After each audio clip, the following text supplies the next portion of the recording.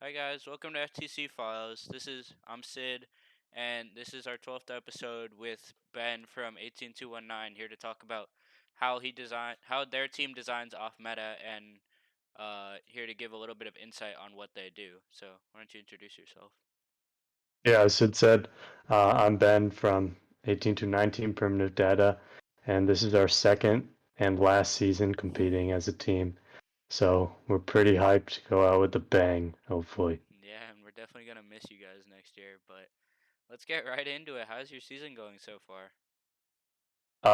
It's going okay. I mean, we had a pretty late start since we are all working on college applications and stuff, but we've been working on the Swerve and it's working how we want. So we have a competition coming up in a week, so we just got to finish building and do some auto stuff.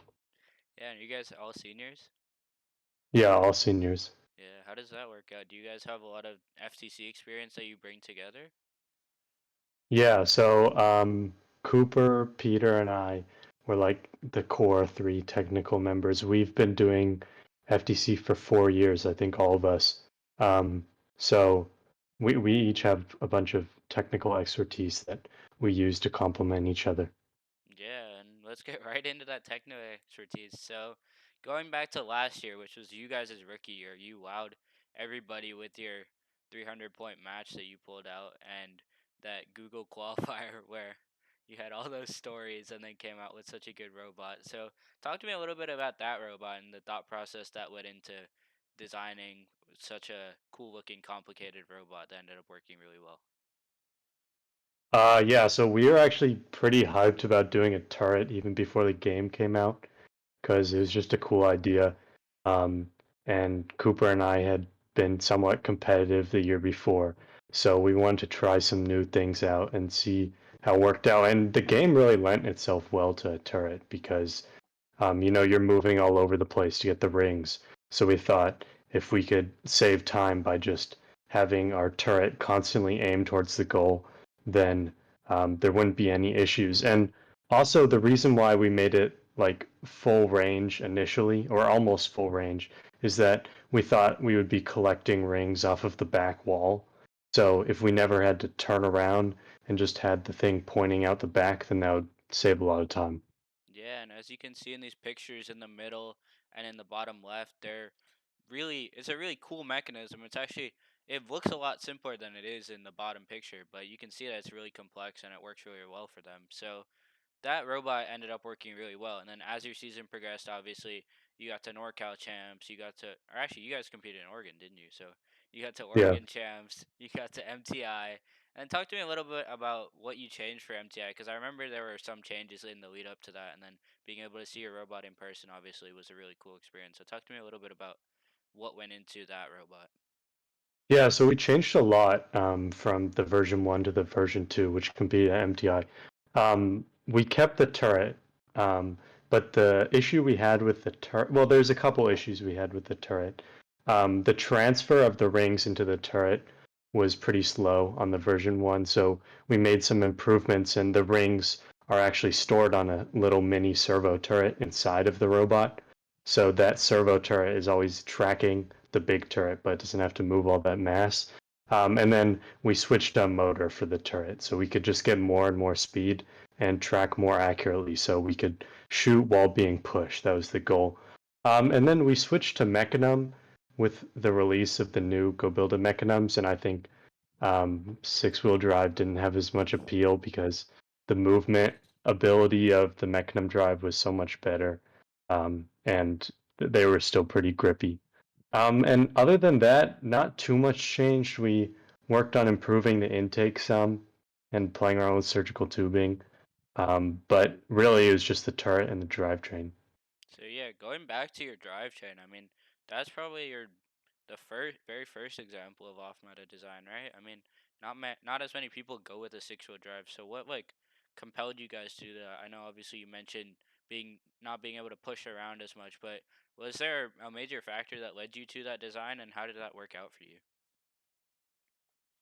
Yeah, so I think one factor that we had coming into to ultimate goal was we saw that defense was going to be really important. and fighting for rings. I think looking at MTI, although there are a lot of rings coming on the field, really there's a few core ones that people were really fighting over, and some of the ones that were left in the back were sort of left alone. So being able to win the fights on the rings was important. So we wanted to be able to have that pushing power and not be spun off the rings, like rotated, and so we could win all of the 50-50 ring contests. Yeah, and then I mean, I'm sure with six-wheel drive, the turret naturally worked out pretty well with that, just because you have the ability to move around on one axis and then use your turret to maintain heading on the other axis. So, talk to me a little bit about how you were able to complement everything together to work so well in your first iteration. Yeah, for sure. I think you bring up a good point there, especially in auto, because in auto we really don't have the freedom to align our drivetrain accurately to how we want to shoot, and the six-wheel drive can have some trouble getting to a certain position. So being able to have that turret, which can aim independently of where the drivetrain ends up when it's pathing in auto, um, that was really helpful. And again, in teleop too, like it just relieves some stress off of the driver. They don't have to worry about lining up so precisely. They can just drive anywhere and stop and shoot. Yeah, no, last question before we jump into this season. How did you guys feel that using Mechanism with your turret, sorry, changed how you were able to use it, and how do you think that helped with the turret? Do you think it hurt the turret? What do you think about the change from the drivetrain? Yeah, so I think it helped.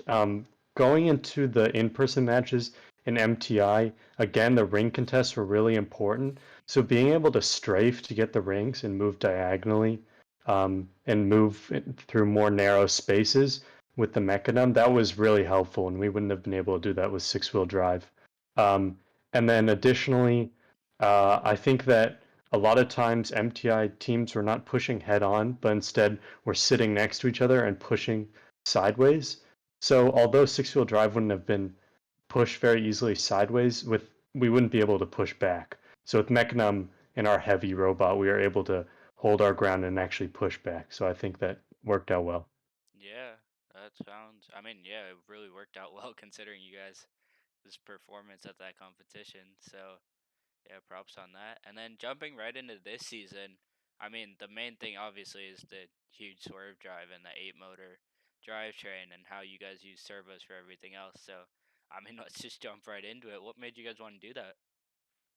I mean, it's our last year. We just want to have some fun, but also I think Swerve has kind of been held as like sort of like the grail design in FTC, and it hasn't really been executed at like a competitive level. Of course, teams like Cybots and there's been some differential swerve experiments, but I think it hasn't really been done super successfully and robustly. So we really wanted to be the first team that can make it happen. And this game happened to lend itself really well because there's really not that, it's a lot of driving and the robot movements are pretty simple. Yeah, and I mean, that definitely makes sense. And as you can see on screen, one of the notable points is that you use 2 motors for each drive pod, but as you can see in the bottom right image, it's all packaged into that low center of gravity and that low drivetrain. So talk to me how about you guys how you overcome that challenge of having no motors to run the whole rest of your robot.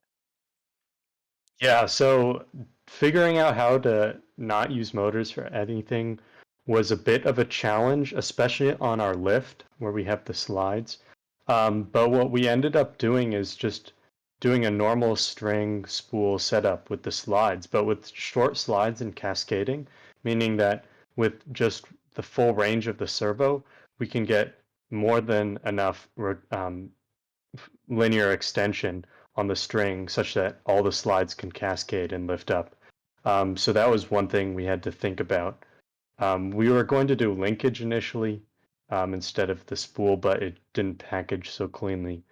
And then really the only other thing is intake. And I mean, we didn't really have that much clever stuff to do with intake, but we're hoping that if we just throw enough servos at it, it'll work. We only need to get one element, so hopefully it'll be okay.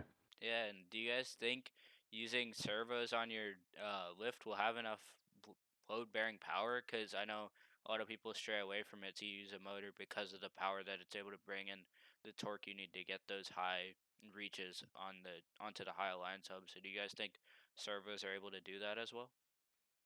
I mean, I don't think they're going to be able to do it as well, but we've put 4 servos on there and we've put some additional optimizations, so I think it'll be fine. One of those optimizations is we're using um, constant force springs, and this basically offsets the weight of the lift. So the lift should, in theory, it should be weightless in either direction, which makes it so the servos only have to overcome friction. In reality, it's not going to be perfectly balanced, but it removes a lot of the strain from the servos. Also, this year we experimented with cutting our own carbon fiber parts. So on the lift, we have an arm and some other plates, and some of these plates are made out of carbon fiber, so it's just as light as possible on the servos. Yeah, so talk to me a little bit about how you guys came up with the process to do all those innovations you mentioned, the constant force springs, the carbon fiber parts, all of the different little tools that you use to kind of bring together all of your to bring together this final product of the lift. Talk to me about how you came up with those things. Yeah, so I mean, I think our main tool is just brainstorming as a group, because when everybody works together, um, a lot of the best ideas come out. And even if it's not like one member makes an idea that we're going to use, it's multiple people come up with little bits and then we combine it to make a better idea or uh, a merged idea. So I think brainstorming is definitely the biggest tool we use. Yeah, and then as I transition these pictures back on screen, how do you guys manage complexity? Because obviously you can see in the full bot render from last year and the drivetrain pictures from this year, there's a lot of complexity on these robots. So how do you guys manage successful implementation and balance the complexity and make sure that stuff's gonna still work even though it's more complex than what most people would do? Yeah, so I think 2 things are important in complexity. One is maintenance and how easily it can be assembled. So we spend a lot of time thinking about like how each screw is going to be put in, so the bot is actually assemblable when we get the parts, and that if something breaks, especially 3D printed things or screws that might come loose easily, we need to have access to those specifically. So we design around that. Um, and then for general function, I think having redundancy is really important. On the Swerve this year, for example, um, the pod rotation is driven by a belt. And although we don't plan on the belt skipping and it has proper tension, we always need to know what the heading of that pod is.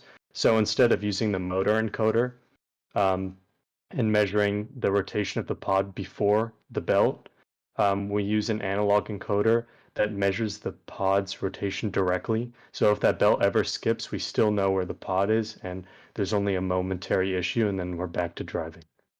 Yeah, so would you say those fail safes that you talked about with both with maintenance, both with being able to fix things that break and being able to design around those complexities so that you're able to be as efficient as possible, would you say those have worked out for you so far? Yeah, so far I think it's worked out pretty well. I mean, especially on the Swerve, it's pretty complex, but we made sure that it had the robustness there and all the parts were strong and we weren't making any strength compromises. And we've done some wearing in of the Swerve and we haven't seen any issues so far. And hopefully none will arise later. So for now it's working out. Yeah. Yeah, and do you guys have any future plans? I know this is your last year, but as you guys approach competition and as you guys are trying to find the last steps of optimization and whatever you can do you guys have any future plans to implement this idea of balancing cool implementations and being able to be successful? Um, I mean, right now we're just focusing on getting the bot running, and the rest of it built and it programmed. But I think there's definitely some optimizations we could do. Especially intake, I want to look into how we can make the most out of those servos and make maybe just throwing surgical tubing at the cubes and the balls isn't necessarily the best design. And it might be putting some unnecessary load on the servos. So that's something I want to look into. And then, of course, we might do some further optimizations of the swerve in terms of the ratios of the pod rotation and the drive. Yeah, and then I mean, last thing, talk to me about any tips, information you might have for people who are looking to get into this off-meta design, who are looking into trying to do unique things like you guys have for the past 2 years so successfully. Yeah, so one thing I'd say is learning how to do CAD, obviously. Just planning out your designs really helps with making unique things that work well and are robust and have redundancies. But also one thing we've done a lot of is looking at FRC. I mean, both the turret and the swerve were heavily inspired by FRC designs, and a lot of the FRC designs are much more complex than FTC designs. They use constant force springs. Swerve is obviously a big deal in FRC, and turrets are pretty common there too. So just looking at what FRC teams have done and how can we take this into FTC and make it work, that's something that can really help level up your designs. Yeah, and that's great advice I hadn't even thought about. So definitely going to be taking that into consideration for what I do. But yeah, that's all I have. You have anything else you want to add? No, I'm done. All right, sounds good. Well, thank you guys for watching, and feel free to check out any of our other episodes. We'll be posting new ones coming soon. And yeah, subscribe, like the video, and check out our socials. And we're going to link Primitive Data's socials down below. Thanks for watching, everybody. Thank you.